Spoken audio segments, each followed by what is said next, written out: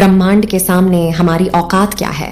दोस्तों, आज हम जानने वाले हैं कि ब्रह्मांड के सामने हम इंसान क्या है हम इंसानों की ब्रह्मांड के सामने हैसियत। इस वीडियो को देखने के बाद आपका घमंड चूर चूर हो जाएगा जब आप जानोगे कि ब्रह्मांड कितना बड़ा है और इतने बड़े ब्रह्मांड में हम कहां एग्जिस्ट करते हैं, या फिर हमारा अस्तित्व इसके सामने कुछ मायने रखता भी है या नहीं।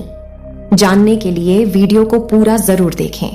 दोस्तों, आपको जानकर हैरानी होगी कि हमारी धरती पर रहने वाले लोगों की संख्या यानी पूरी धरती की पॉपुलेशन लगभग 8 अरब तक पहुंच चुकी है। लेकिन धरती पर मौजूद यह सभी 8 अरब लोग लॉस एंजलिस जितनी जगह में समा सकते हैं। लॉस एंजलिस लगभग 1300 किलोमीटर के एरिया में फैला हुआ है। अगर हम बात करें हमारी धरती की, तो पूरी धरती लॉस एंजलिस से काफी ज्यादा बड़ी है। हमारी धरती का व्यास यानी धरती की मोटाई लगभग 13,000 किलोमीटर है। वहीं पर चांद का व्यास 3,500 किलोमीटर है। चांद इतना बड़ा है कि इसके अंदर 1 लाख हिमालय पहाड़ समा सकते हैं, और हमारी धरती इतनी बड़ी है कि धरती के अंदर चांद जैसे लगभग 50 उपग्रह समा सकते हैं। तो आप समझ गए होंगे कि धरती कितनी बड़ी है। तो दोस्तों, जरा एक बार सोच कर देखिए, धरती के सामने हम कहां टिकते हैं। चांद धरती से 3,84,000 किलोमीटर की दूरी पर मौजूद है। इस दूरी के अंदर सोलर सिस्टम के सभी 8 ग्रह समा सकते हैं। अगर हम अपने सूरज की बात करें तो हमारा सूर्य धरती से 15 करोड़ किलोमीटर की दूरी पर मौजूद है। हमारे सूरज का व्यास लगभग 14 लाख किलोमीटर है। धरती के मुकाबले में सूरज कितना बड़ा है कि इसमें 13 लाख धरती समा सकती है। यानी सूरज की विशालता की कल्पना हम आंख बंद करके भी नहीं कर सकते। तो आप सोच लीजिए, हम इंसान सूरज की विशालता के सामने क्या औकात रखते हैं। न सिर्फ इंसान बल्कि सूरज की विशालता के सामने धरती और चांद की भी कोई हैसियत नहीं दिखाई देती है। हमारे सौरमंडल के सबसे विशाल ग्रह जुपिटर के अंदर हमारी धरती जैसी 1300 धरतियां समा सकती हैं, और जुपिटर जैसे 1000 ग्रह सूरज के अंदर समा सकते हैं। तो दोस्तों, सूरज न सिर्फ धरती बल्कि जुपिटर की औकात से भी कई गुना बड़ा है। लेकिन औकात की बात करें तो यह तो बस एक शुरुआत है। अगर हम बात करें पूरे सौरमंडल की, तो हमारे सौरमंडल का व्यास 287 अरब किलोमीटर है। इतने बड़े सौरमंडल में हमारे 8 ग्रहों के साथ 5 बौने ग्रह, लाखों एस्ट्रॉयड और करोड़ों मीटियोरॉयड मौजूद हैं। सूरज से लेकर नेपच्यून तक की दूरी करीब 4.5 अरब किलोमीटर है। ऐसे में अगर हम सूरज से लेकर नेपच्यून तक सूरज की लाइन बनाएं, तो इस लाइन में सूरज जैसे लगभग 3000 सितारे समा जाएंगे। तो आप समझ सकते हैं कि सोलर सिस्टम की साइज के सामने सूरज कितना छोटा है। अगर प्लूटो से हम सूरज को देखें तो हमारा सूरज प्लूटो से कुछ ऐसा दिखाई देता है। हमारा सौरमंडल प्लूटो के बाद भी कई गुना आगे तक फैला हुआ है। यहां तक हम देख चुके हैं कि सूरज की साइज भी इतने बड़े सौरमंडल के सामने काफी छोटी पड़ जाती है। अगर हम और आगे की बात करें तो सूरज से और भी बड़े तारे अंतरिक्ष में मौजूद है। यह है वेगास स्टार, जिसका व्यास 38 लाख किलोमीटर है, और इसमें सूरज जैसे लगभग 20 तारे समा सकते हैं। इससे भी बड़ा तारा है आर्कटर्स, जो 3 करोड़ 60 लाख किलोमीटर चौड़ा है। इसमें सूरज जैसे 17,000 तारे समा जाएंगे। और इसके और आगे चलने पर ब्रह्मांड में एक और तारा है, रीगेल, जिसका व्यास 11 करोड़ किलोमीटर है। इसके अंदर आर्कटर्स जैसे 50 तारे समा जाएंगे और सूरज जैसे 4,85,000 तारे समा जाएंगे। अब हम देख पा रहे हैं कि सूरज भी यहां आकर कितना छोटा पड़ रहा है। चलिए और आगे चलते हैं। यह है बीटल जूस, जिसका व्यास 1 अरब 23 किलोमीटर है। इसमें रिगेल जैसे लगभग 1400 तारे समा सकते हैं और सूरज जैसे लगभग 67 करोड़ तारे समा सकते हैं। अब आप सोच लीजिए, यहां आकर सूरज भी एक रेत के कण के बराबर लग रहा है। इसके आगे हम मिलते हैं वी कैनिस मेजोरिस से, जिसका व्यास 2 अरब किलोमीटर है, और इससे भी बड़ा तारा है यूवाई स्कूटी, जिसका व्यास लगभग 2 अरब 40 लाख किलोमीटर है, और अब तक का झाड़ सबसे बड़ा तारा है स्टीफनसन, जो 280, इसका फैलाव लगभग 3 अरब किलोमीटर के बराबर है। यानी इस तारे के अंदर सूरज जैसे 9 अरब 83 तारे समा सकते हैं। ब्रह्मांड में अब तक इससे बड़ा कोई सितारा नहीं मिला है, और इस तारे के सामने सूरज का अस्तित्व ना के बराबर है।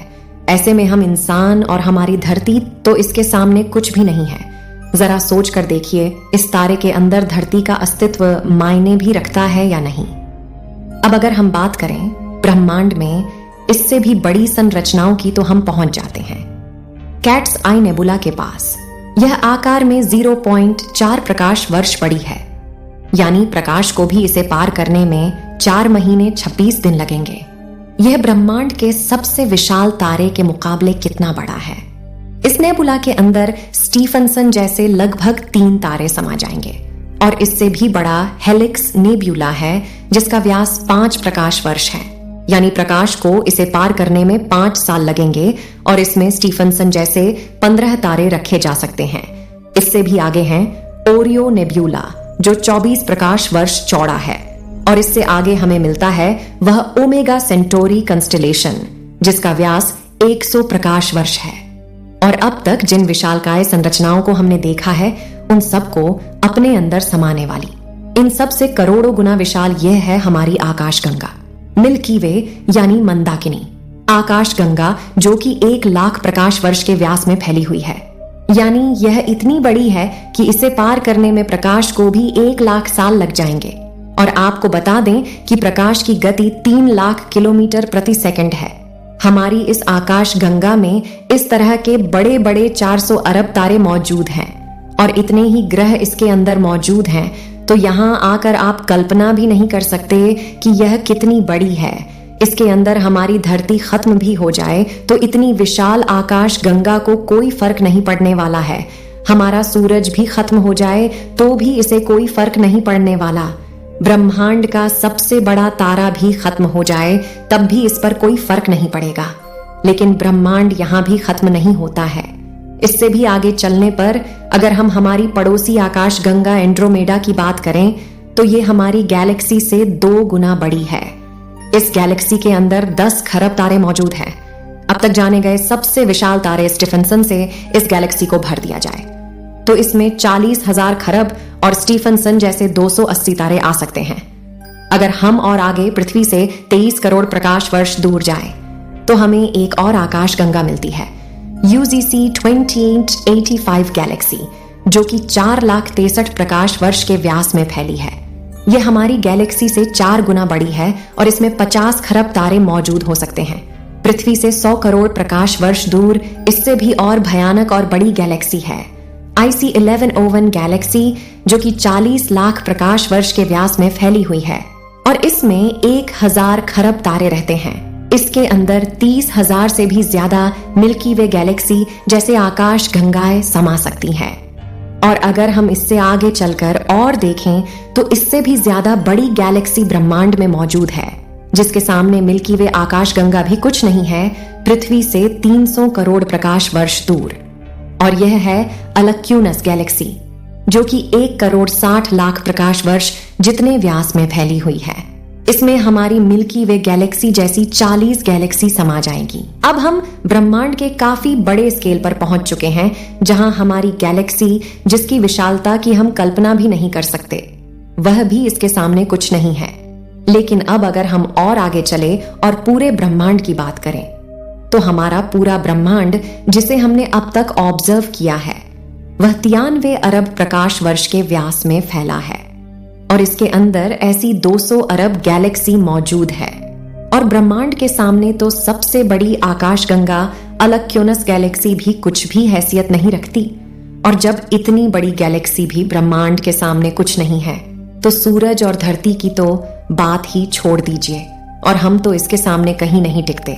हमारे जैसे 8 अरब लोग यानी हम सब पृथ्वीवासी मिलकर भी ब्रह्मांड के सामने कुछ भी नहीं है।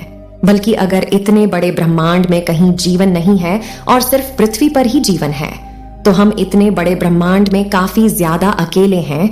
यहाँ पर ब्रह्मांड जो हमारी सोच से भी बड़ा है ये पूरी तरह से वीरान है। अगर ऐसा है तो यह काफी डरावना है। यह हमें बताता है कि हम कितने अकेले हैं, और अगर इसमें जीवन है भी तब भी हम कभी इतनी दूर तक एलियन से नहीं मिल सकते और तब भी हम अकेले हैं इस ब्रह्मांड में। जबकि यह ब्रह्मांड भी यहाँ आकर नहीं थमता, क्योंकि फिलहाल हमने आगे देखा भी नहीं है कि ब्रह्मांड का विस्तार और कितना आगे हो सकता है। अगर यह कहीं खत्म होता है तो उससे आगे भी क्या और ब्रह्मांड है? अगर हां तो क्या वह हमारे ब्रह्मांड से भी बड़े हैं? दोस्तों, इस तरह सोचने का कोई अंत नहीं, लेकिन एक बात तय है, अब तक ब्रह्मांड की जानी गई साइज के सामने हम कुछ भी नहीं हैं। और यही वजह है कि आज वैज्ञानिक भी ब्रह्मांड की इतनी बड़ी साइज को देखकर अचंभित हैं और ये मान चुके हैं कि इस ब्रह्मांड के सामने हम इंसान कुछ भी हैसियत नहीं रखते हैं।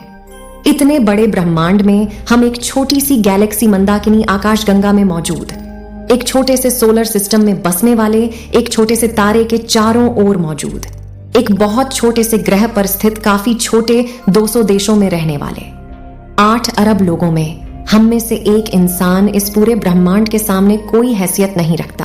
क्या आपके पास खुद पर घमंड करने के लिए कोई कारण है? किस वजह से आप खुद को स्पेशल समझते हैं? अगर आपके पास ऐसा कोई कारण है तो हमें बताइए, क्या वजह है कि आप खुद पर घमंड कर सकते हो? आज से 6.5 करोड़ साल पहले धरती पर एक ऐसी प्रजाति मौजूद थी जिसमें करीब 10 करोड़ साल तक धरती पर राज किया, जो खुद आकार में कई गुना बड़ी और डोमिनेंट थी। लेकिन सिर्फ एक एस्टेरॉयड ने इस पूरी प्रजाति को खत्म कर दिया। ऐसे में हम इंसानों की क्या हैसियत है? सिर्फ एक पल में ब्रह्मांड आपके अस्तित्व को मिटा सकता है, आपके वर्तमान को इतिहास में तब्दील कर सकता है। तो बताइए, क्या कारण है आप इस कोई स्पेशल हो? दोस्तों, कमेंट में जरूर बताएं। धन्यवाद।